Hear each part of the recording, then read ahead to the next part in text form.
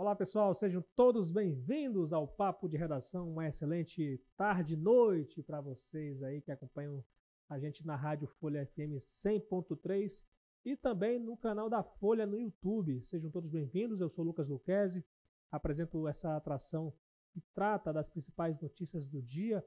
Hoje, especialmente, a gente vai ter a entrevista com o deputado federal Duda Ramos, do MDB, para falar um pouco sobre uma articulação para criar uma frente parlamentar dos estados da região amazônica, da região da Amazônia Legal. Tá? Já já a gente vai falar sobre isso, né? E quero que você participe conosco enviando o seu comentário, a sua pergunta, a sua sugestão de matéria para a gente abordar aqui no nosso podcast e também no nosso grupo Folha de Comunicação. É o 999715300, 999715300 e também na seção de comentários aí do canal no YouTube. Muito fácil de você participar. Mas hoje a gente vai falar sobretudo sobre garimpo novamente. Todos os dias a gente tem falado muito sobre esse tema que ainda é pertinente, né? Tem sido muito combatido o garimpo ilegal aqui no estado de Roraima, né? Inclusive ontem até saiu uma pesquisa, notícias de que os alertas do garimpo ilegal zeraram na terra indígena Yanomami. E hoje a gente traz outro estudo, outro dado, outro levantamento que aponta que 59% dos rios habitados pelos indígenas Yanomami sofrem os impactos do garimpo, né? Então a gente vai tratar aqui com o Vinícius Gonçalves, o nosso repórter, para explicar mais ou menos o que foi apontado nessa pesquisa. Vinícius. Pois é, Lucas, um levantamento realizado aí por pesquisadores do INPE, né, Instituto Nacional de Pesquisas Especiais, a Fiocruz, na Fundação Oswaldo Cruz, em parceria com outros acadêmicos de universidades pelo país, trouxe esse dado aí importante de que 59% dos rios habitados por indígenas, onde os indígenas Yanomami habitam no entorno, indígenas ribeirinhos, sofrem impactos ali do garimpo legal. Essa pesquisa foi realizada por meio de geoprocessamento, né, e sensoriamento remoto. Eles sobrevoaram ali trechos dos rios, né, e ficam ali dentro da comunidade Yanomami. Ninguém desceu não para poder fazer a pesquisa, né? Então foi feito pelo ar. Geoprocessamento, né? E fizeram também dentro das regiões, né? Onde há atuação dos D6, ali, os distritos sanitários indígenas ali no território Yanomami. Eles fizeram uma análise ali de 1.900 quilômetros de trecho, né, dos rios, né? E analisaram as comunidades que vivem ali até 1 quilômetro ali das margens dos rios. E aí, dentro desse estudo, né, 59% dos indígenas, né, das comunidades Yanomami estão sob esse efeito ali de rios que são atingidos pelo garimpo, né, por restos, né, da atividade garimpeira. E por que isso é importante? Boa parte dessas comunidades usam dessa água, né, e se alimentam ali de frutos ou de animais, né, que estão ali, né, no entorno dos rios. A gente sabe que esses animais, inclusive, boa parte deles ficam ali no entorno dos rios para beber água, para se hidratar. É realmente um dado muito alarmante, né? Mais da metade dos povos aí Yanomami sofrendo com um problema como esse, que ainda vai perdurar muito tempo, apesar dessa atuação do governo federal em poder retirar os garimpeiros. Né? Ainda vai demorar muito tempo para poder se reerguer as comunidades. Os impactos ambientais eles ainda vão perdurar por muito tempo e fica até um alerta no sentido de abastecimento, né? A gente sabe que a gente já tem inclusive outros estudos apontando aí para a contaminação dos rios em relação a mercúrio, né? A contaminação de peixes. Vários estudos estão saindo aí nos últimos meses trazendo os impactos ambientais, né? E quanto isso pode ser prejudicial, já é muito prejudicial, né, para as comunidades indígenas, em Yanomami, não só as comunidades Yanomami. É porque vive diretamente, né? Dependem diretamente do rio, né? Dependem diretamente dos peixes que são ali pescados ali no rio, mas sobretudo também para a população urbana em Boa Vista. A gente sabe que muitos desses rios da comunidade, tanto nas comunidades Yanomami quanto em outras comunidades, né, indígenas aqui, são afluentes do Rio Branco. Então, a gente sabe que a gente pode, inclusive, sofrer alguns desses impactos ambientais que ainda são, né, sentidos ali por causa do garimpo, mesmo com todo o trabalho feito ali pelo governo federal de desintrusão dos garimpeiros, enfim, ações ambientais nesse sentido, mas a gente ainda pode sentir aí ao longo dos anos, né, os impactos ambientais causados pelo garimpo. Aí a gente sabe que mais estudos vão sair ao longo dos próximos meses justamente para mensurar, né, qual vai ser o impacto aí da atividade garimpeira, né, nos rios, né, e no meio ambiente, né, no ecossistema aqui em Roraima. Inclusive, aqui, muito se reclama, Vinícius, em relação à presença de indígenas na cidade, né? Ah, poxa, cadê a FUNAI? Cadê os órgãos que tratam dessa temática, né? As ONGs e tal, né? Mas isso, de certa forma, revela, né, a problemática do garimpo, né? O quanto que esses indígenas tiveram que sair de suas comunidades para poder tentar sobreviver na cidade também, né? Sim, sim. O impacto ambiental é muito grande. A gente vê, a partir do momento que a gente tem esses dados, né, esses estudos saindo, a gente consegue ver de uma forma mais concreta, com dados, qual o tamanho do impacto ambiental que o garimpo ilegal causou nas comunidades indígenas, forçando os indígenas a ter que sair para poder buscar alimento, né? Porque muitos dos peixes que estavam nos rios foram contaminados, ou então muitos desses peixes morreram, eles não tiveram como pescar, né? A água também contaminada. Então, forçou muitos desses indígenas a ter que ir para cidades mais próximas. A gente fala muito de Boa Vista, mas, por exemplo, algumas cidades do interior, Iracema, Mucajaí, são mais próximas ali. As comunidades também convivem com indígenas que saem, né, em busca de alimento, em busca de água mesmo para poder beber, enfim. É um impacto muito grande, não só o impacto ambiental, né, mas o impacto social. Exatamente. Né? A pesquisa, inclusive, que afeta claro, todos nós aqui. Afeta todos nós, afeta não só as comunidades indígenas, mas é um problema também urbano. A gente Boa Vista convive. Com certeza, Vinícius. Obrigado aí pela participação. Volte sempre aqui no nosso podcast. Eu que agradeço. Até a próxima. Pessoal, eu vou falar agora sobre a articulação para poder criar uma frente parlamentar dos estados da Amazônia Legal. E aí, estou aqui com o deputado federal Duda Ramos. Seja bem-vindo ao podcast Papo de Redação, porque ele é o articulador, né, para a criação dessa frente. Primeiramente, eu queria que você explicasse, deputado, muito se pergunta, né, o que é uma frente parlamentar, né, e eu queria que você explicasse o que é uma frente parlamentar no Congresso Nacional, qual é a importância, né, e o seu objetivo. Ô Lucas, primeiro quero agradecer pelo convite que você me fez de estar participando desse podcast. Quero cumprimentar aí todos os seus ouvintes, todos os seus seguidores, o pessoal que está acompanhando, e parabenizar você, parabenizar a Folha por mais essa atitude de criar um novo podcast para poder levar informação de qualidade, informação verdadeira para a nossa comunidade, para a nossa população, que é muito importante. Essa é a grande missão da imprensa, essa é a grande missão da mídia, essa é a grande missão de jornalistas, é levar realmente a verdade e a informação à população. Lucas, deixa eu começar quando eu pensei sobre a frente parlamentar. Né? Nós somos 7 estados no norte. Esses 7 estados, cada um tem 8 deputados federais, e exceto o Pará, e o Pará tem mais um pouquinho, né? Tem 17. O Pará tem 17, mas o resto nós somamos 8 deputados federais. E se a gente trabalhar isoladamente, nós somos uma bancada muito pequena.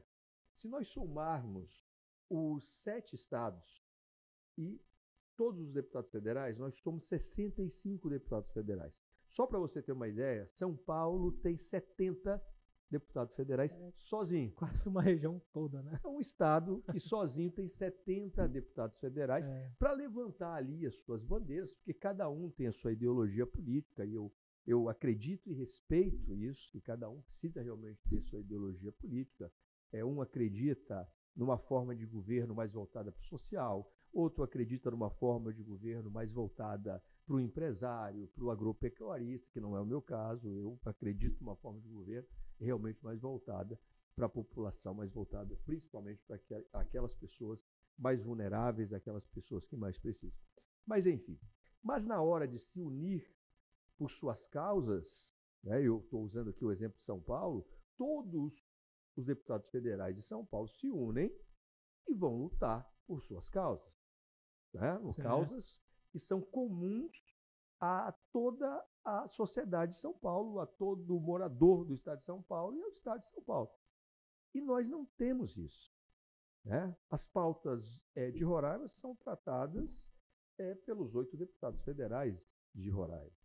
As pautas do Amazonas são tratadas pelos 8 deputados federais do Amazonas e assim com Acre, assim com Amapá, assim com Rondônia, enfim.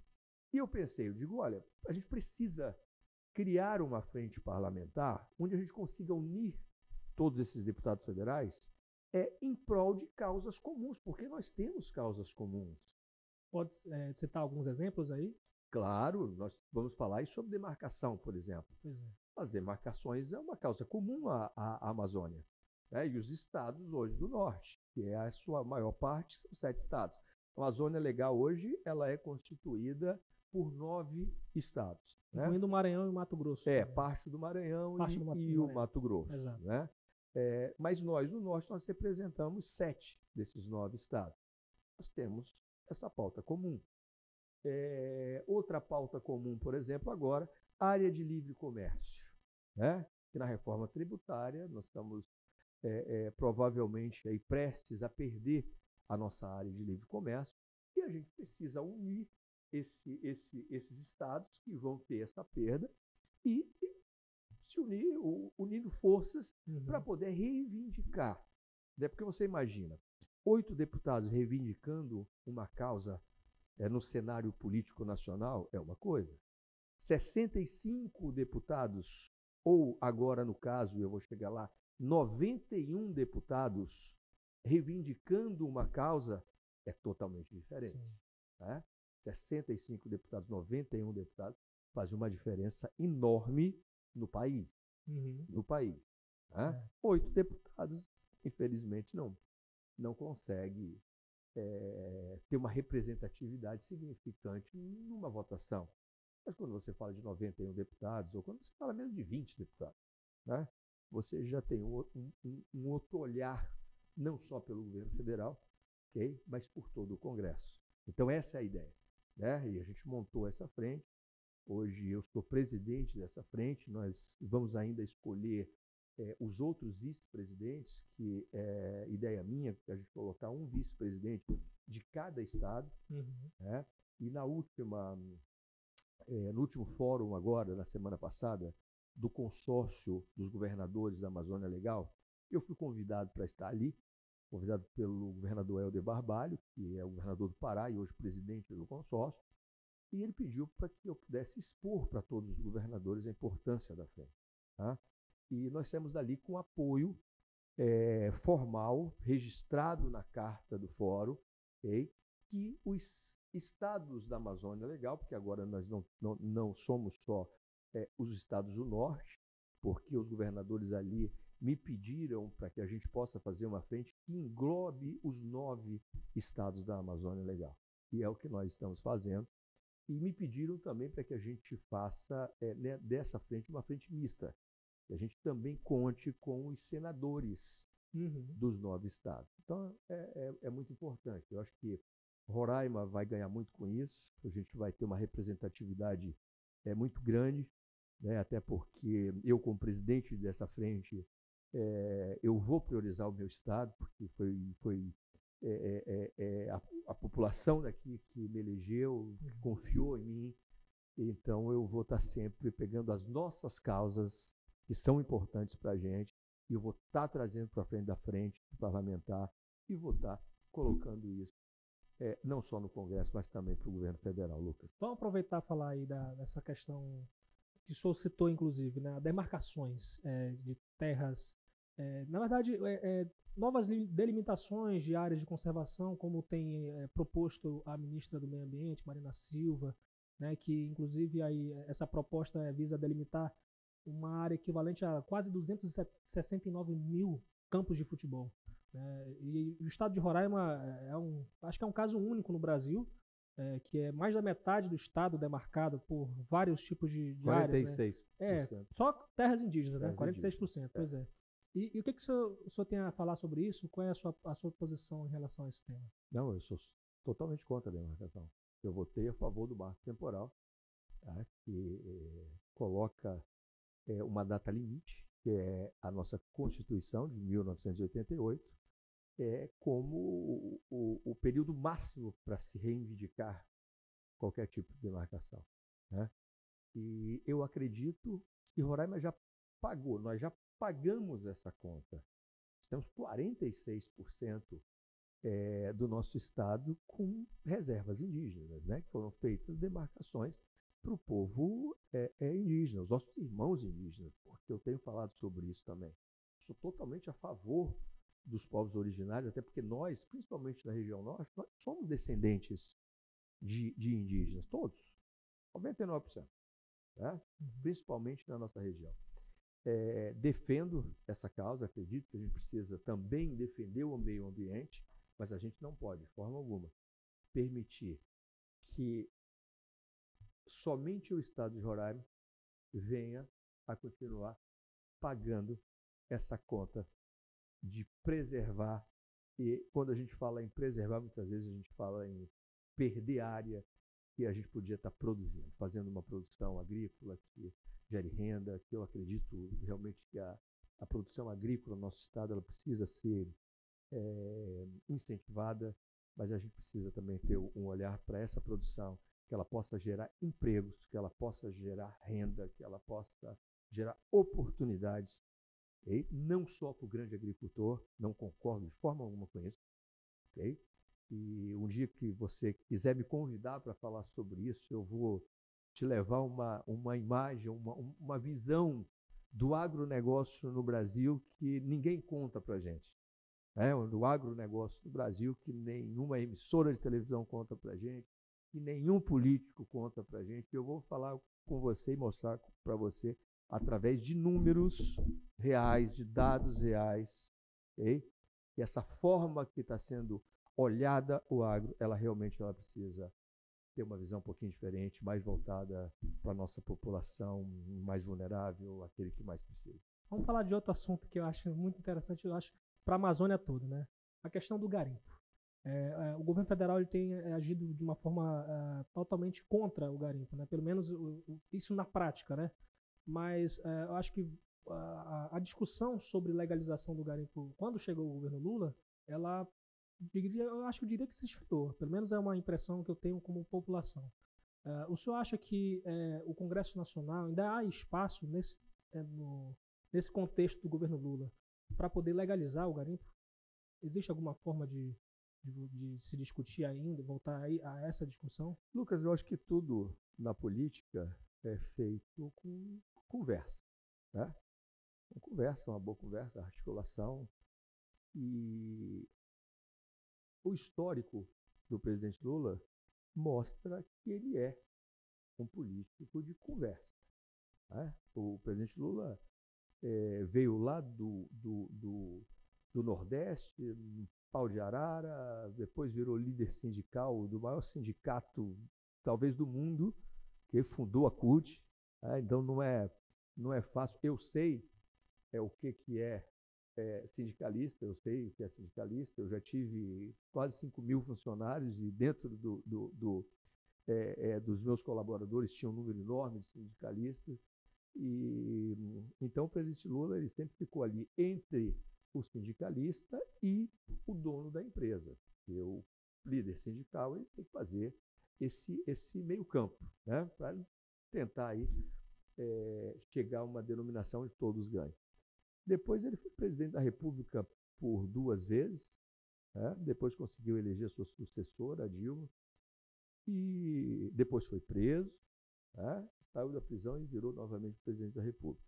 Então eu acho que o diálogo não é algo que ele se negue a fazer, né? Eu acho que não, eu acho que ele entende muito bem o que é política, e eu acho que ele entende muito bem o que é realmente uma democracia, porque a democracia ela não é imposta de maneira nenhuma, ela não pode ser imposta. A democracia ela precisa ser debatida, ela precisa ser conversada, e depois ela precisa atingir a maioria, o consenso da maioria, para aquilo que foi decidido realmente regir a regra geral de qualquer coisa. Isso é realmente a democracia. E acredito que O presidente hoje, ele não tem problema de debater nem sobre a legalização do garimpo, não é sobre o garimpo, né? Até porque o garimpo é algo ilegal e a gente não pode, de forma alguma, tratar algo ilegal como se fosse legal. Não podemos. Qualquer cidadão de bem, qualquer ser humano de bem, não pode pegar algo que é ilegal e tratar de forma legal antes de ser legalizado. Então, eu acho que a gente precisa, sim, conversar, levar isso para o diálogo da regularização do garimpo. Inclusive em terras indígenas? Aí já é mais complexo, né? Aí já é mais complexo. Eu acho que hoje isso não seria possível. E eu também não quero entrar aqui nos verdadeiros motivos que eu acho que os nossos irmãos indígenas têm tantas terras, né? É muito mais profundo do que dizem. Tanto que eu defendi que dei uma entrevista para uma emissora em Brasília e eu estava falando justamente sobre isso. Os nossos irmãos indígenas, eles não precisam mais de terra. Eles já têm muita terra. O que os nossos irmãos indígenas realmente precisam é de uma boa saúde, uma saúde de qualidade, uma educação de qualidade e de oportunidade para que essas crianças hoje indígenas, que na sua grande maioria, além de não ter saúde, não ter educação, não têm oportunidade de um futuro melhor, praticamente nada. Então, o que a população indígena precisa é isso: uma boa saúde, uma boa infraestrutura, uma boa educação e oportunidade para que essas crianças ali na frente possam estar disputando de igual para igual com qualquer pessoa que esteja e ocupando cargos importantes, não só no Ministério dos Povos Originários, mas em todas as esferas da sociedade brasileira. Quero falar com o senhor também sobre déficit habitacional. Aqui em Roraima, o último dado que a gente tem aqui é de 2019, né, da Fundação João Pinheiro, que aponta mais de 23 mil famílias sem casa ou vivendo em condições precárias, né, dentro de algum teto, debaixo de algum teto. O que o senhor tem feito, né, o senhor tem defendido para poder reduzir esse número? Hoje nós temos quase 40 mil famílias aí. O déficit habitacional é muito grande. Tá? E a gente não pode esquecer, tá? Eu sempre digo que a gente não pode viver no passado, mas o passado ele é um retrato da realidade que nós vivemos. Tá? Então, a gente pegar o passado, a gente vai ver que há quase 9 anos, isso tem que ser deixado muito claro, há quase 9 anos, não tem nenhum programa habitacional, e eu vou me referir agora ao governo federal, nenhum programa habitacional que chegou até Roraima. 9 anos. Nós estamos há quase 9 anos sem construir uma casa de qualquer programa social do governo federal aqui em Roraima. Quando eu assumi, eu tomei isso como uma das minhas bandeiras, a gente poder realmente retomar isso. Porque quando você fala de trazer casas populares, você está devolvendo para as pessoas carentes, para aquelas pessoas vulneráveis na sociedade, o sonho de poder ter sua casa própria, Lucas. E traz tanta segurança para a pessoa, segurança até na velhice, né? Eu acho que a maioria das pessoas pensam muito isso. A casa própria traz aquela segurança. Quando você ficar velho, você vai ter um lugar para morar, você não vai pagar aluguel.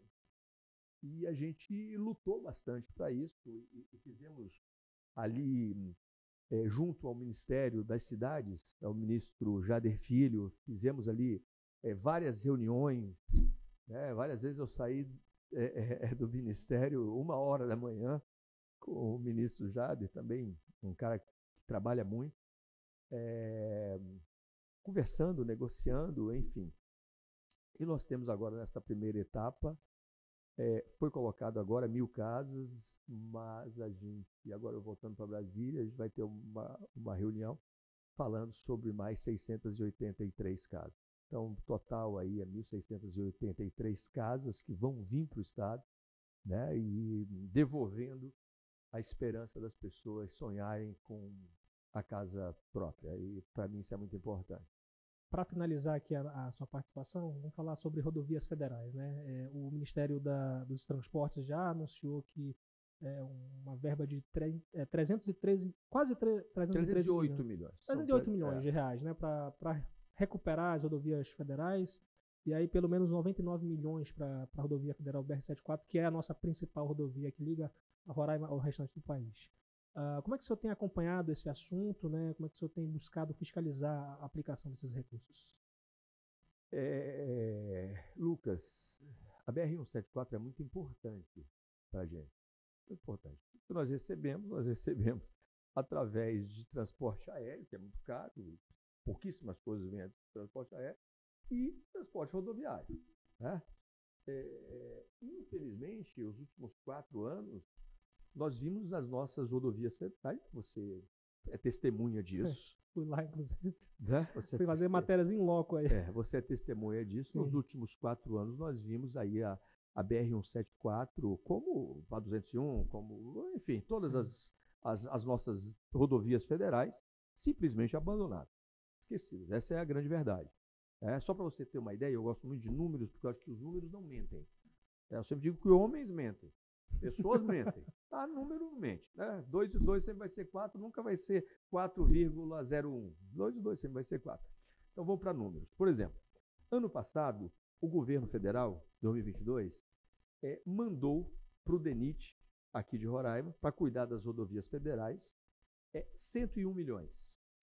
Para cuidar de milhares de quilômetros de rodovias. Mandou 101 milhões. Uhum. Okay? Esse ano nós já garantimos do governo atual 308 milhões. Triplo. Né? O triplo. Tá? Nós estamos falando no triplo. Okay?